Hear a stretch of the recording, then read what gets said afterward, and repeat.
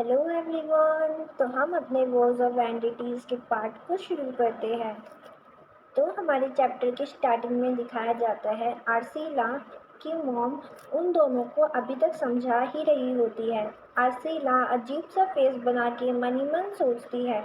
साथ में इधर डैमियन का हाल भी कुछ ऐसा ही होता है। वो भी मनी मन सोच रहा होता है पूरी जिंदगी। इस तरह से इन दोनों का शक्ल अजीब सा बना होता है। आर्सीला की माँ इन दोनों को अजीब तरीके से घूर रही होती है। गुस्से में बोलती है, अगर तुम लोग निश्चिंत नहीं हो तो शादी मत करो। आर्सीला के माँ के गुस्से को देखकर दोनों जने घबरा जाते हैं। डैमियन घबराते हुए बोलता है, ऐसा नहीं है मार्कुलिस, बस मुझे यह समझ में थोड़ा समय लगता है कि जिस भविष्य की मैंने कल्पना की थी वह करीब था। अर्सीला भी फेक स्माइल देते हुए बोलती है, हाँ माँ, हमने इस बारे में बहुत गहराई से बात की है।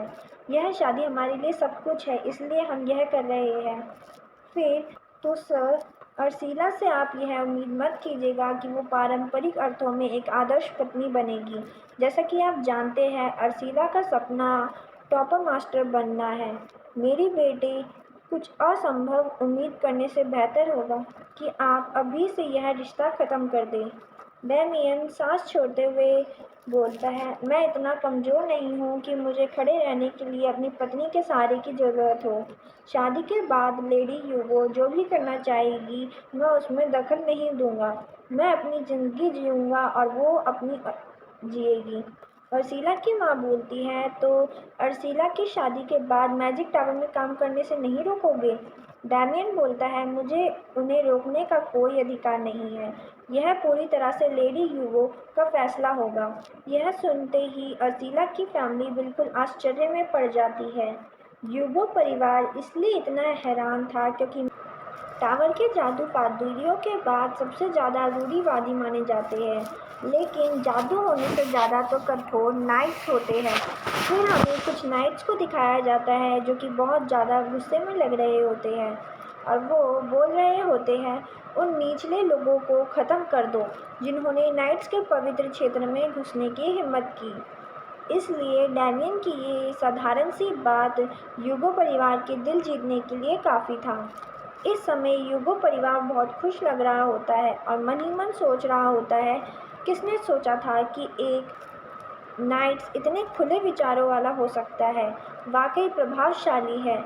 हम देखते हैं आर्सीला के फादर की आंखों से तो आंसू आ चुके होते हैं और वो बोल रहे होते हैं, लगता है तुम दोनों ने बहुत सोच समझ के बात की है।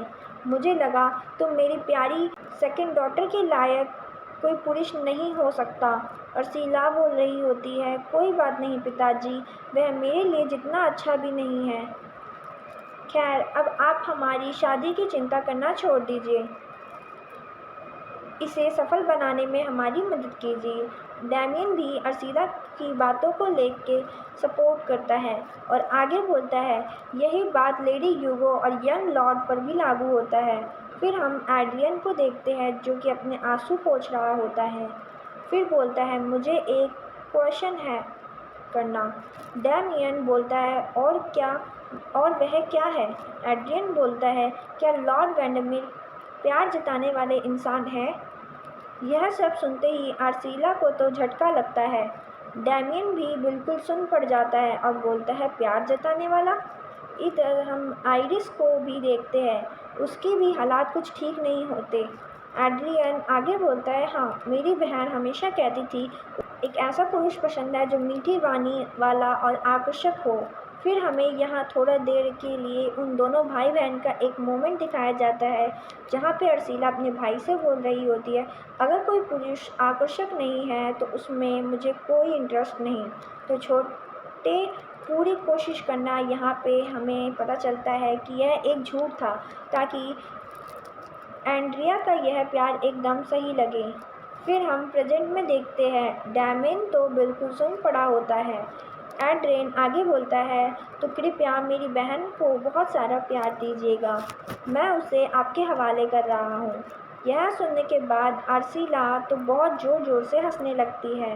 डैमियन की हालात तो बहुत ख़राब होने लगती है। डैमियन बोलता है, माय लेडी, कृपया हंसना बंद कीजिए। अर्सिला बोलती है, मैं रोक नहीं पा रही, यह बहुत मज़ेदार है। और इसी तरह एड्रियन की आखिरी बात ने इस औपचारिक मुलाकात को एक गर्मजोशी में भर दिया। फिर हम देखते हैं यूगो परिवार वेंडरमेर को विदा कर रहे होते हैं और आसिला के फादर डैमियन से बोलते हैं, लॉर्ड वेंडरमेर, मैं आपसे कुछ कहना चाहता हूँ। फिर डैमियन की तरफ हाथ बढ़ाते हैं और बोलते हैं, मेरी बेटी का अच्छे से ख्याल रखना। मैं हमेशा से चाहता था और इसलिए मेरी सुरक्षा की छाया में सुरक्षित रहे और अपने सपनों को पूरा कर सके। लेकिन शायद कभी भी बच्चे अपने माता पिता की इच्छा के अनुसार पूरी तरह नहीं जीते। इसलिए मैं सिर्फ इतना कहता हूँ, कृपया अपने शब्दों पर कायम रहिए कि आप उसे उसकी फ्रीडम देंगे। डैमियन भी अर्सिला के फादर से हाथ मिलाता है और बोलता है, आप चिंता मत कीजिए, मैं वादा करता हूँ। अर्सिला के फादर खुशी से हंसते हैं और डैमियन को शुक्रिया करते हैं। फिर हम अर्सिला को देखते हैं जो कि बोल रही होती है, लॉर्ड वेंडरमेर, मैं आपको आपकी गाड़ी तक छोड़ देती हूँ। डैमियन अर्सिला के फादर से विदा लेता है। एड्रे अपनी बहन से जल्दी वापस आने को बोलती है। अर्सिला हंसते हुए बोलती है, ठीक है, अब अंदर जाओ। फिर हम देखते हैं वे दोनों साथ में चल रहे होते हैं। डैमियन बोलता है, लेडी अर्सिला, अब वो सच में बहुत प्यारी फैमिली में बड़ी है। अर्सिला भी मुस्कुराते हुए बोलती है, सिर्फ प्यार नहीं बल्कि बहुत गहराई और भरपूर प्यार मिला है।